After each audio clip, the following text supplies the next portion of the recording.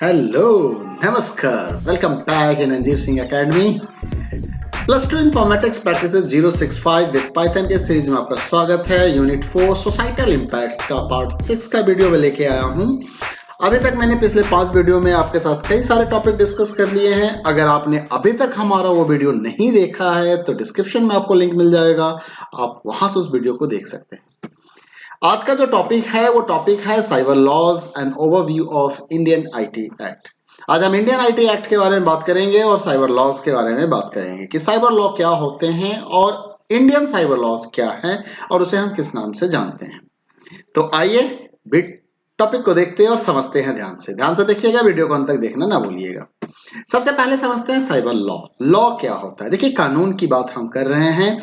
जैसा कि हमारे डेली लाइफ में कानून होते हैं, पुलिसिंग सिस्टम है, हाई कोर्ट है, सुप्रीम कोर्ट है, एफआईआर होते हैं। ये सारे मतलब क्या है, कानून के तहत हमें रहना होता है। देखिए, कानून की जरूरत क्यों है।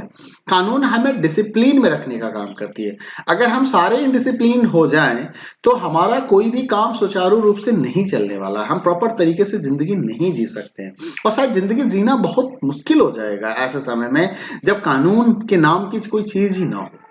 अब ये डेली लाइफ के लिए तो कई सारे कानून हैं जहां पे हम पुलिस को कंप्लेन करते हैं, एफआईआर करते हैं। आसपास गांव की बात करें तो वहां पंचायत होता है, पंचायत का कानून होता है, ठीक है। घर में बड़े बुजुर्ग के कानून होते हैं। हम ये सारे कानून के थ्रू अपने रियल लाइफ में एक डिसिप्लिन मेंटेन करते हैं। अब एक सोशल लाइफ भी है हमारा। सोशल लाइफ मतलब हमारे अड़ोस पड़ोस, मोहल्ला, समाज, गांव, देश, नगर, हम सब की बात करते हैं। लेकिन एक ऐसी भी लाइफ है जो इन सबसे हटके है, जहां कंप्यूटर की बात होती है, जहां इंटरनेट की बात आती है। हम जहां इंटरनेट पे कई सारे लोगों से कनेक्ट हो रहे होते हैं, हम कंप्यूटर को यूज करके लोगों से बातचीत कर रहे होते हैं। हम एक अलग कम्युनिकेशन मीडिया हमने बना रखा है कंप्यूटर इंटरनेट की मदद से, स्मार्टफोन की मदद से। अब है कि वो इंटरनेट की दुनिया में और उस कंप्यूटर की दुनिया में और साइबर की दुनिया में अगर किसी तरह का कोई प्रॉब्लम आ जाए तो फिर उसे कैसे कंट्रोल करें, वहां हम कैसे अपने आप को डिसिप्लिन करें, वहां हम अपने आप को कैसे बचाएंगे अगर किसी तरह की प्रॉब्लम मेरे साथ क्रिएट हो जाती है, जिसको हम साइबर क्राइम कहते हैं। तो साइबर क्राइम को कंट्रोल करने के लिए हमारे पास साइबर लॉज है। कहता है कि computer generated world of internet is known as cyber space. इसे हम साइबर स्पेस कहते हैं। And the laws prevailing the area are known as cyber laws. कहता है कि जो कंप्यूटर जनरेटेड स्पेस वर्ल्ड है, इंटरनेट की दुनिया है, that is called cyber space. और उस साइबर स्पेस को प्रिवेल मतलब उस पर कंट्रोल लगाने के लिए जो लॉ बनाया गया है उसे साइबर लॉज कहते हैं। And the users of this space come under the ambit of this laws and it carries a kind of the world wide jurisdiction. कहता है कि अगर आप इंटरनेट यूज कर रहे हैं, अगर आप कंप्यूटर सिस्टम्स के साथ जुड़े हुए हैं और आप इंटरनेट के थ्रू कोई काम कर रहे हैं, तो इसका मतलब है आप इस साइबर लॉज के जुरिडिक्शन में आते हैं। और ये पूरे वर्ल्ड वाइड जुरिडिक्शन की बात होती है। ऐसा नहीं कि सिर्फ एक कंट्री की बात है, सिर्फ एक लोकेशन की बात है, ऐसा नहीं, पूरे वर्ल्ड की बात हो रही होती है।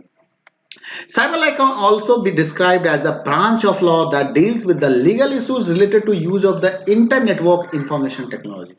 मतलब साइबर लॉ को ब्रांच ऑफ लॉ कहते हैं जो स्पेशली इंटरनेट रिलेटेड मतलब कंप्यूटर नेटवर्क से जुड़े हुए, जो इंटरनेट की हम बात कर रहे हैं, वहां अगर किसी तरह का क्राइम हो रहा है उसको हैंडल करने के लिए जो कानून बनाया गया है उसे साइबर लॉ कहते हैं। And cyber law is the law governing computers and the internet. तो फाइनली आपको समझ में आ गया कि साइबर लॉ का मतलब क्या होता है।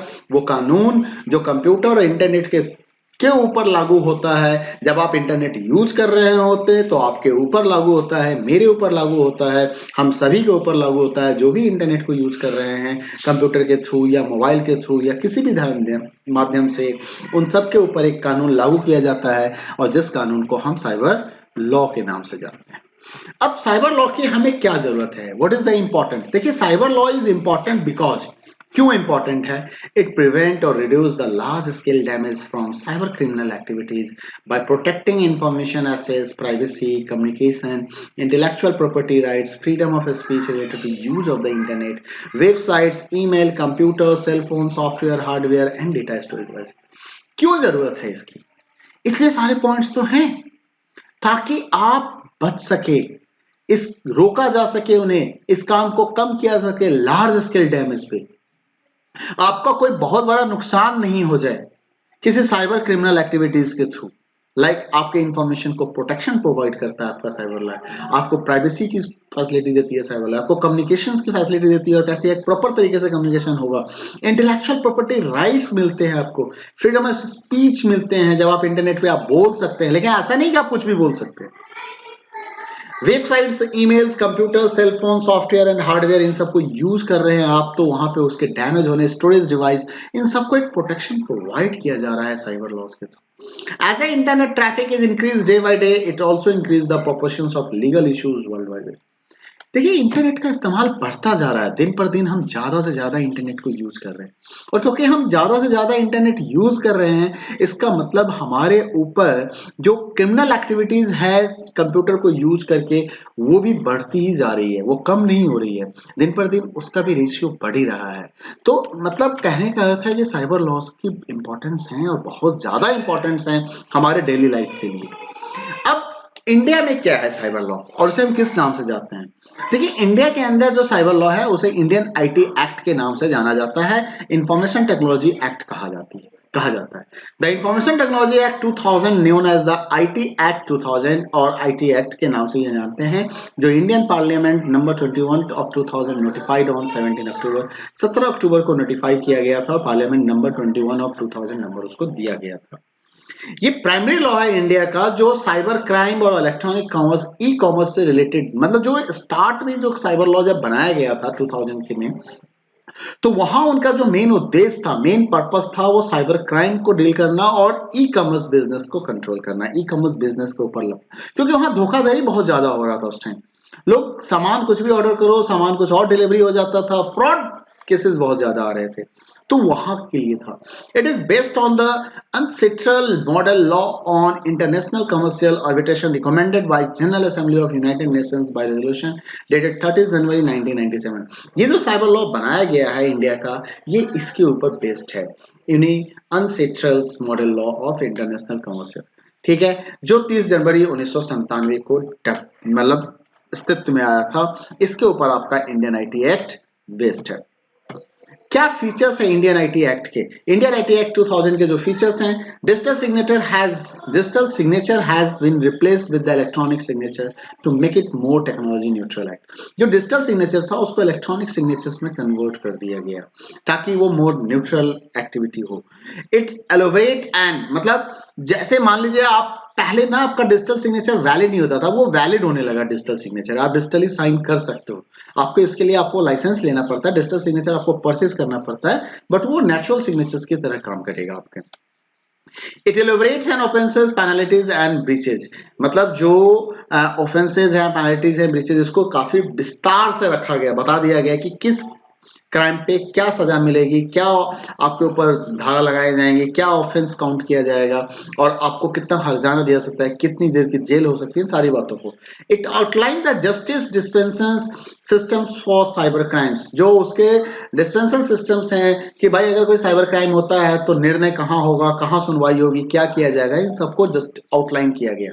The Information Technology Act defines in a new section that cyber cafe is any facility from where the access to the internet is offered by any person in the ordinary courses of business to members of the public।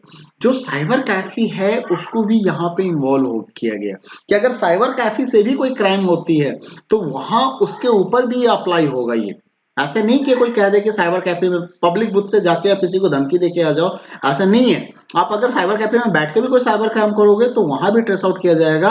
और वहां पे क्या था, record maintain करने की बात हुई थी कि साइबर कैफे में अगर कोई आता है तो उसकी प्रॉपर आईडी चेक करो, उसका प्रॉपर रिकॉर्ड मेंटेन करो और अगर जरूरत पड़े तो उसकी आईडी की फोटोकॉपी लेके रखो।